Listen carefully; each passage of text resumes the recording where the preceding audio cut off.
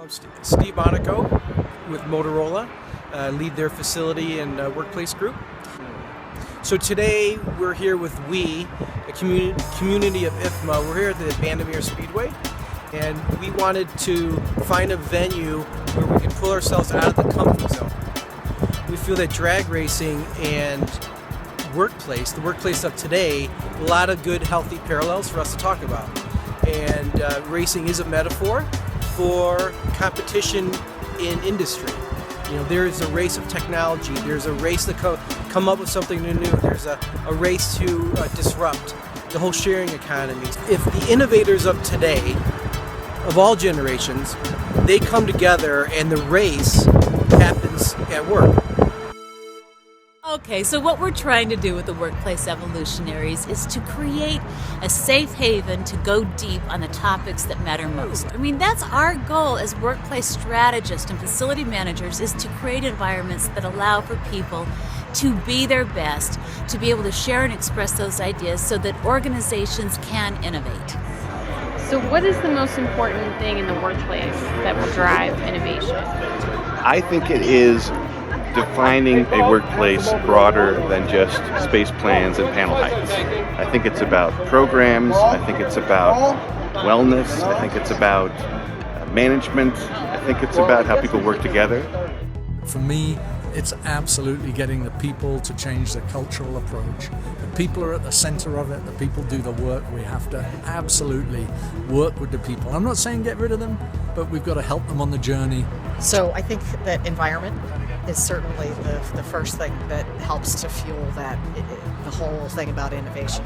I think the second thing is fueling the person. I think the third thing is leadership and driving, how your leadership is driving innovation and the culture of the collaborative approach to innovation in the workplace. I think it's an attitude, and I like what Ralph Waldo Emerson said. He said, don't go where the path leads. Go somewhere where there is no path and then leave a trail. I think to the extent that individuals can be innovative in how they work together, we certainly accomplish more together than we do apart. So the social enabler. I really think there has to be a good understanding of one another's personalities, and I think a lot of it comes down to trust. You've got to have trust in those other people. You've got to be, allowed to fail. Business processes, long-term thinking about where the company is going, and people. So the opportunity for, I think, the rank and file employees to really observe their leadership in action breaks down those barriers and breaks down the silos and really creates the space, if you will, for good things to happen. And I heard earlier today that there's no traction unless there's friction. And it seems like a negative word in the corporate world where we all focus on workplace, but because we're thinking about conflict being negative.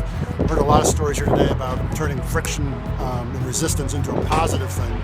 Well, I think that first of all, you have to define innovation and what that means for the company, and then drive down to what are the behaviors that need to be strengthened for innovation success. So I think workplace has to bring people together. It has to be a place where people want to come together and just even accidentally, come together, and collaboration will just grow from that, I think. Defining what space does to drive innovative behaviors. And then first you have to define what innovative behaviors are. So that seems to be some kind of a mix between this highly collaborative idea sharing and this highly focused heads down thing.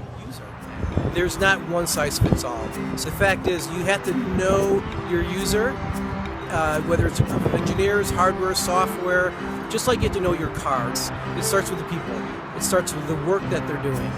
And then it's how do we equip them to be successful. So choice is important.